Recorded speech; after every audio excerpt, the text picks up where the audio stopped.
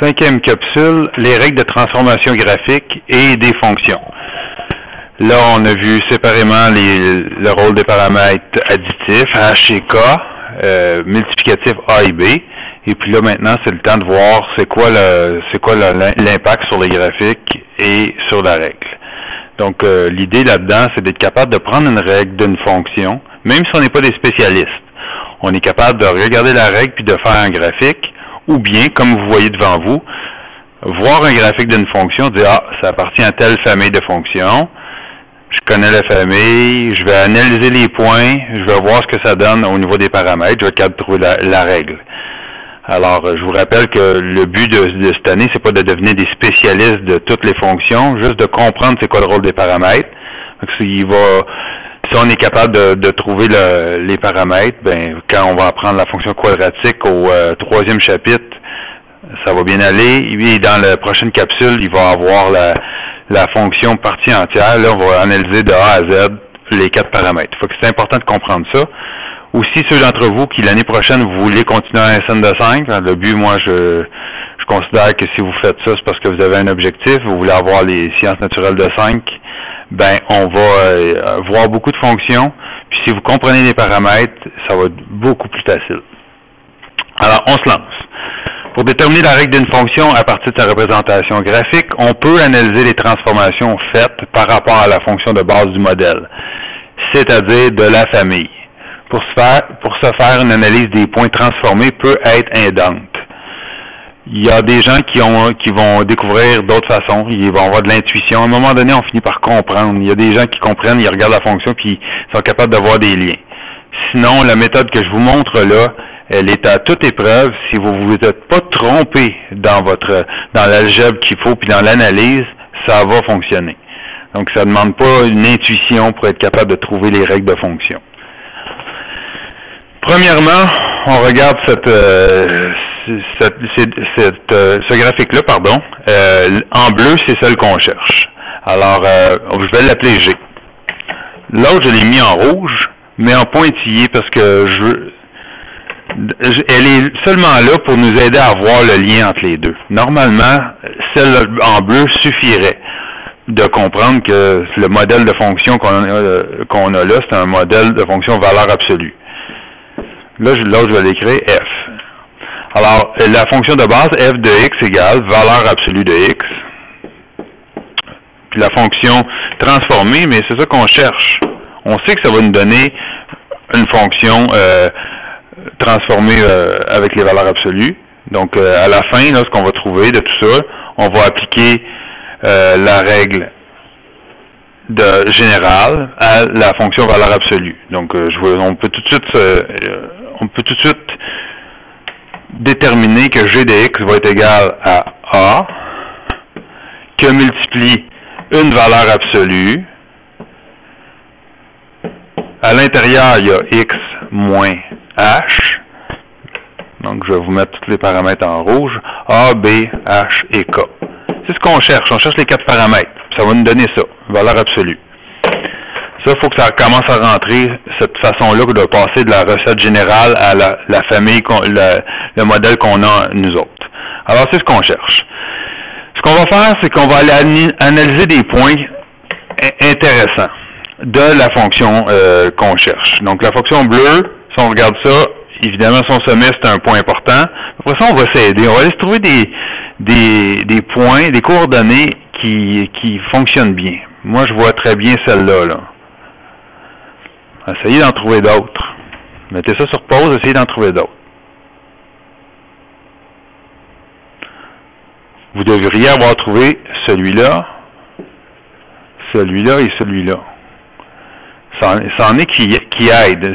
Je suis plus sûr de ces coordonnées-là que de toutes les autres. Donc, je ne vais pas en prendre d'autres que je vais être obligé d'approximer et je risque de me créer une erreur. Donc, j'ai 5 points, c'est déjà beaucoup. 3, ça serait suffisant, puis vous allez voir, avec 3 points, je suis pas mal sûr de moi.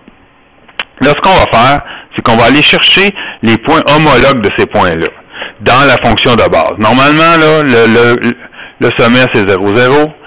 Puis, ce point-là et ce point-là. Puis, tiens, on va prendre lui et lui. J'en ai 5 ici aussi. Donc, on va associer. On va dire que le point ici, il est associé à ce point-là. Je le voulais en bleu.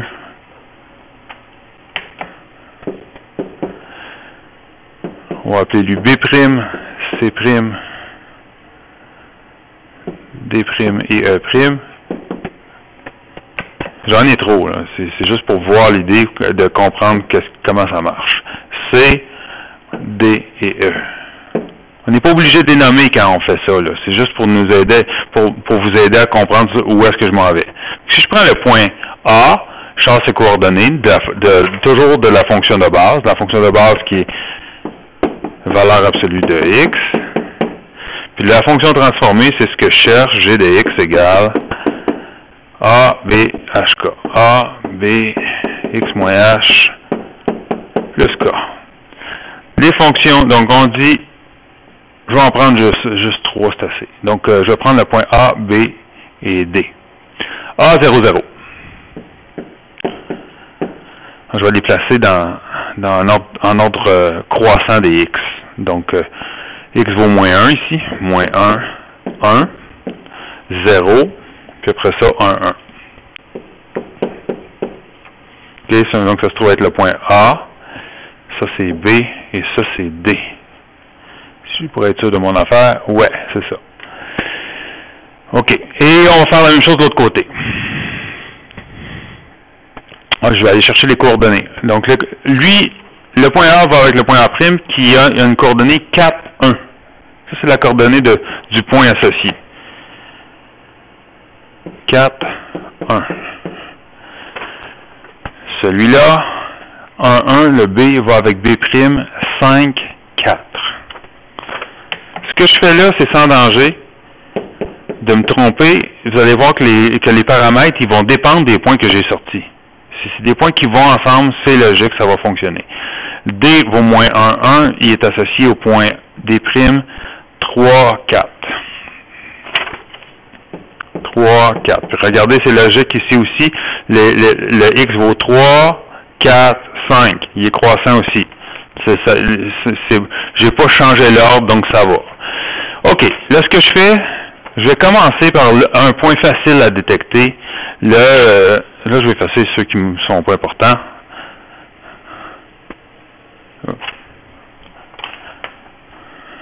Celui-là, celui-là et celui-là.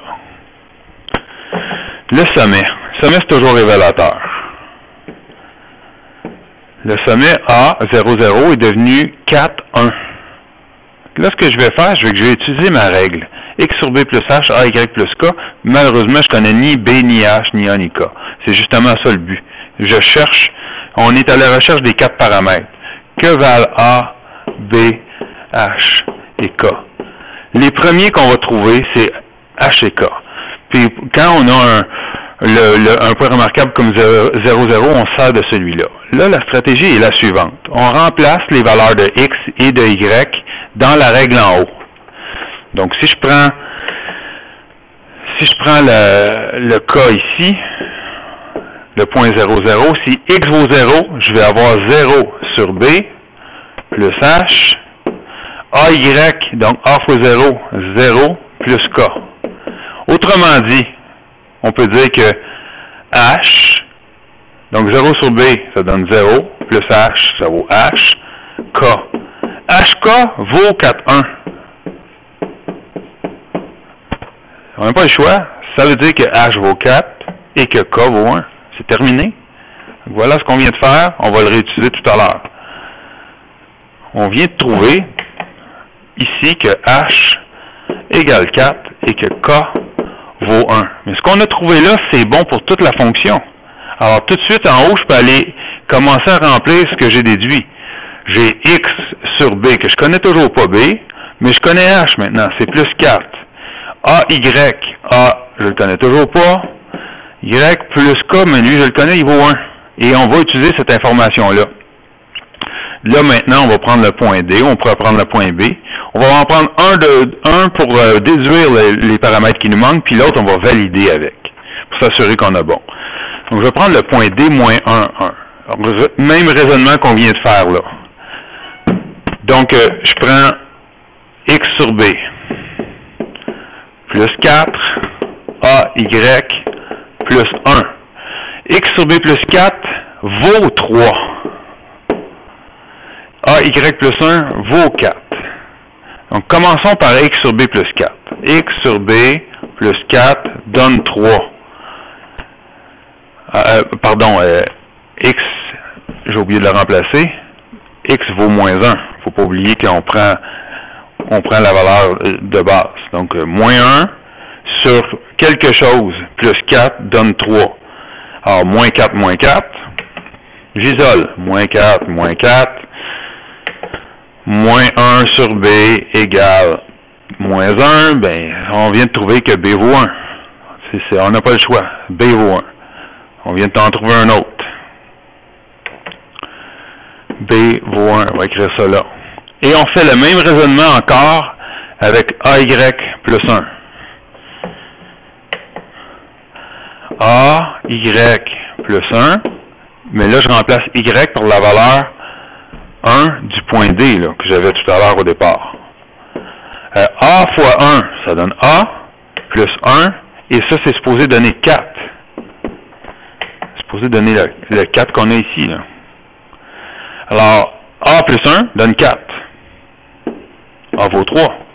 On n'a pas le choix non plus. Donc, on vient de trouver que B vaut 1, A vaut 3. Je les remplace dans la formule en haut, dans ma règle.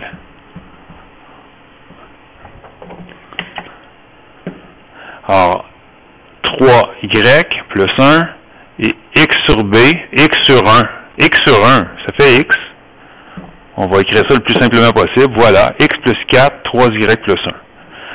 Alors, ce qu'on vient de faire là, on s'est servi on a commencé par celui-là.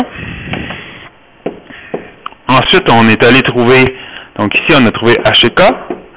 Ici, on a trouvé h, a et b. Et ici, on va valider, s'apercevoir est-ce qu'on a raison. Est-ce que c'est vrai que si x égale 1 et que y égale 1, x plus 4, donc, est-ce que c'est vrai que 1 plus 4 et 3y, 3 fois 1 plus 1, est-ce que c'est vrai que ça donne 5, 4? Donc, 1 plus 4 donne 5, et 3 fois 1, 3 plus 1 donne 4. Donc, c'est bel et bien vrai, ce qui veut dire que la règle de transformation en haut est bonne, et ça veut surtout dire que mes 4 paramètres que j'ai trouvés sont les bons aussi. Puis, dans le fond, n'oublions pas, c'est ça qu'on veut.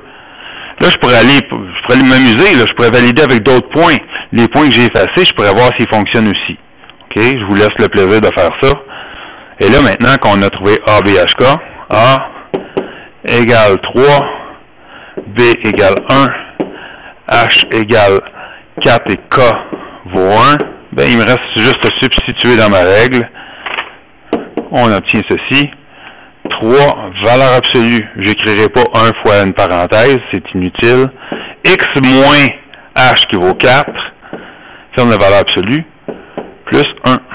Voilà. Si c'est pas convaincant déjà, je vais vous montrer tout de suite. On regarde le graphique ici. OK. Le graphique qu'il y a là, ben, je l'ai fait dans GeoGebra. Vous avez commencé à comprendre l'idée. Il vient de là. OK. C'est ce graphique-là. Allez voir ce que j'ai écrit comme règle pour obtenir ça. OK. À part le h de x, là, le reste, c'est pareil. Voilà pour ça. Deuxième partie de cette capsule, on va cette fois-là partir d'une règle et construire le graphique.